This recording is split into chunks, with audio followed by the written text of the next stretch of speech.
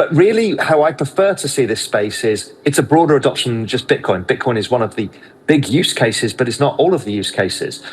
And so I would just take the three most prominent coins of the moment, which is Bitcoin, which is, let's call it the pristine collateral, the security, the safest asset. I would take Ethereum, which is the broadest, deepest asset. And I would take Solana, which is the new fast entrant that is rapidly gaining massive adoption effects.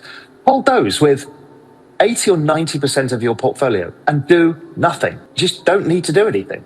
Then Raoul Pal starts off by highlighting how macro trends have the ability to drastically alter financial markets. He asserts that knowing liquidity cycles and adjusting one's positioning appropriately are crucial for surviving in this environment. He emphasizes how possibilities in stocks, bonds, and most importantly crypto are created by central bank policies, fiscal stimulus, and international capital movements. Raoul thinks that digital assets, especially Bitcoin and Ethereum, will be essential for wealth preservation and an exponential development as the existing financial system struggles with rising debt and inflation. He cautions investors about the emotional roller coaster that is market cycles, pointing out that even in bull markets, pullbacks of between 30 and 50% are not uncommon. But he emphasizes that the people that stick with it and have a long-term view are frequently the ones who gain the most. He maintains that patience, self-control, and knowledge of the future direction of macro liquidity are crucial. For further updates on Bitcoin and the wider world of digital assets, please take a moment to like this video, subscribe to the channel, and enable post notifications before we go any further. Thanks, and enjoy the video. I had dinner last night with a friend of mine who invested first Bitcoin at $3, and he still holds it to this day. He's now become one of the richest people in Silicon Valley, and very quietly just did this one trade, didn't really do anything else.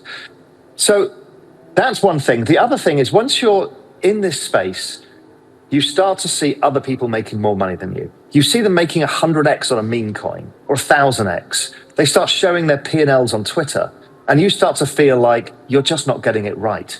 You know, you're holding in Bitcoin, Ethereum, and Solana has only gone up 250% in the last year, and it's just not good enough. You've got to stop thoughts like that. That FOMO will force you to buy stuff you shouldn't buy. You will go too far out of the risk curve, and you will end up caught as the tide goes out, and you will lose the money. And if you lose your money, you lose the ability to participate in the megatrend. Rule number one, don't lose control of your tokens. And that brings you into, okay, so how do I asset allocate? It's complicated. There's so many cryptos. Well, if you just want to keep it simple, stupid, just buy Bitcoin, go to the beach and don't do anything. It'll outperform any business that you ever create in terms of annual performance. I mean, that's a horrible thought that I've realized. But at 150% performance, even if it comes down to 50% a year, most businesses don't grow at 50% a year. So it becomes very difficult to even justify starting a business, which is a bit weird. But really, how I prefer to see this space is it's a broader adoption than just Bitcoin. Bitcoin is one of the big use cases, but it's not all of the use cases. And so I would just take the three most prominent coins of the moment, which is Bitcoin, which is, let's call it the pristine collateral, the security, the safest asset. I would take Ethereum, which is the broadest, deepest asset. And I would take Solana, which is the new fast entrant that is rapidly gaining massive adoption effects. Hold those with 80 or 90% of your portfolio and do nothing. You just don't need to do anything. Then there is that inner degen inside of you, that part that wants to trade other stuff, that wants to trade in memes. Well, do that with the 10% of your portfolio. I pretty much guarantee, because I've tried this a couple of cycles now, that bag of investments is usually worth about zero at the end of it. You've had a lot of fun, but you've lost all of the money in it. But you'll be more than offset by your major allocation. So it's things like this that are really, really important. Is don't use leverage, because leverage means when the price goes against you, you lose your tokens. Don't buy stupid, don't go too far out the risk curve with too much, because if that token doesn't work, you've lost control of your money and your ability to participate in the big trade. Don't FOMO into stuff because you don't understand it either. You don't know, you don't have an edge, don't pretend you do just because your mate told you. You know, the reality is that every time a friend of mine tells me to buy some meme coin, and I'm in a weak moment, maybe I'm tired, maybe I'm hungover, and I buy it, it usually goes down 80% almost immediately. So don't trust your friends either on their tips, because they're not very useful for that. But these are really the important things. The other thing is, how else do you lose your token? A lot of people look for yield. And I don't have a problem per se with yield. I've never been a yield guy. I'm a macro guy. I'm a price guy. But yield, if you're putting your tokens in control of somebody else to generate returns and you don't know where the returns come from, it probably works for a period of time, and then at some point it may well blow up. And then you've broken rule number one. You've lost control of your tokens. So you need to be really careful with leverage. The other thing is, this is a bearer asset. What a bearer asset means is you need to take control of it yourself. Now, you can keep it on an exchange, and I think the big exchanges, the very big global exchanges, are relatively secure. But the beauty of this asset is you can be outside of the system by storing it yourself. And that is storing it yourself on something like a ledger device. Doing that gives you the maximum flexibility. Yes, it can be a bit terrifying, but the key is not letting somebody else take control of your coins. Again, you'll be so upset if you don't have your tokens and you lose them because you got hacked because you were storing them on your MetaMask wallet and you went to a website to buy some stupid meme coin and it was a scam. You've got to be really careful. This wallet cleanliness, separating your assets, using a different wallet to operate in the Web3 world versus a different wallet where you store things safely. Do these things and you will increase your probability of up. We will all get something wrong somewhere, so don't worry about that. But this is my kind of recipe for the highest probability of success, where I can bring as many people along on the ride as possible, and that would make me very happy indeed.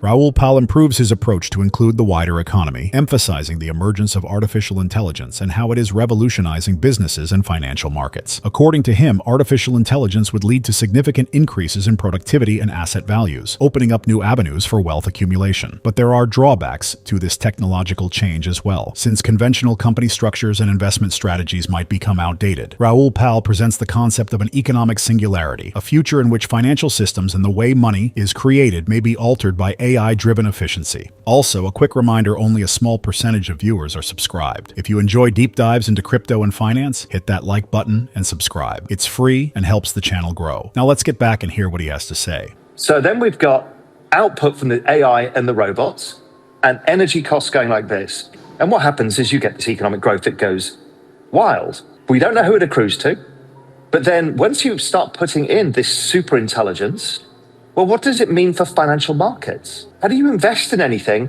when something is a smarter investor? It can see the patterns we can't see. It knows everything. Well, that kind of changes the game for us as investors. How do we generate and accrue wealth? We've done it via owning assets. Sure, physical assets like real estate, they won't be driven by the AI and the robots, but the financial assets that we trade on screens all day, well, that game becomes different. But also building a business becomes phenomenally difficult. Think of the world driven by software is eating the world, the famous Mark Andreessen quote. Well, software, this SaaS business model that we've all grown up with that's generated so much profit, now I can just show an incredible platform like Real Vision and show it to a superpowered AI and say, build me this, and it can build it in 3 minutes. So what is the moat to any product? Yes, it's community and it's humans, but outside of that, any business becomes a factor of attention. How long can that business get an attention before a new business comes along? It feels like the initial coin offering, ICO market of 2017, or even the meme market now. Velocity of capital becomes super high. The wealth creation destruction cycle is so rapid that IPOs, VC, private equity, none of these things work in the 2030s. So we're going through this profound period of change where first, we're going to get this super acceleration of productivity, of asset prices, something we can really participate in, beyond which it becomes a very dark world I call the economic singularity, which I don't think of as a pessimist. I don't know what this means for us and how we're going to figure it out. So I kind of figure out we've got 5 or 6 years to our future, to solve the issue that we don't know what even the study of economics means in the future, what financial markets are, what assets are, what businesses are. So it's the period we need to really focus on wealth accumulation and to try and make as much money as possible. You'd rather go into this with your lifestyle covered, your future secure, and then we can figure out this complicated future. What I don't want to be doing is figuring it out while launching a new business in the early 2030s and everything has changed. So, it's kind of We can see it ahead, like the steel mills in Sheffield in the UK or Pittsburgh in the US.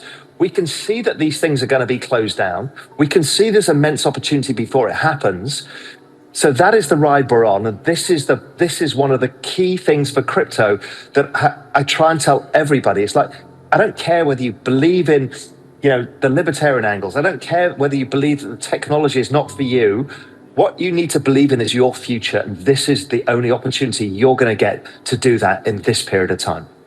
Raoul Pal offers an insightful outlook on the future that is focused on artificial intelligence and how it will affect wealth creation, company strategies, and financial markets. Robots and AI, he explains, will significantly lower prices and boost productivity, resulting in previously unheard-of economic development. AI will, however, also put the fundamental basis of investing in jeopardy as it develops. The ability of AI-driven algorithms to identify market trends that are beyond human comprehension could render conventional investment techniques outdated. Raoul worries how people will create and maintain wealth in this new environment. Financial assets like stocks, bonds, and cryptocurrencies may become unpredictable as AI takes over trading and investment choices, but tangible assets like real estate may continue to be unaffected by AI. Similarly, it will be far more difficult to launch and run firms. AI will be able to reproduce and enhance business models at a never-before-seen rate, eliminating the competitive advantages that businesses previously depended on. A rapid cycle of wealth creation and destruction will arise from enterprises competing only for attention rather than long-term market domination. He refers to this time of transition as the Economic Singularity, a time when conventional financial systems, investment plans, and economic theories might not be relevant. He highlights that the next 5 to 6 years are a crucial time frame for accumulating money. Achieving financial stability prior to this drastic change is the aim. Remember to like this video, subscribe to the channel, and enable notifications if you thought his viewpoint was helpful so you don't miss any updates. We'd love to know what you think about the future of cryptocurrency markets, so please share your ideas in the comments section. We appreciate your time and hope to see you in the next video.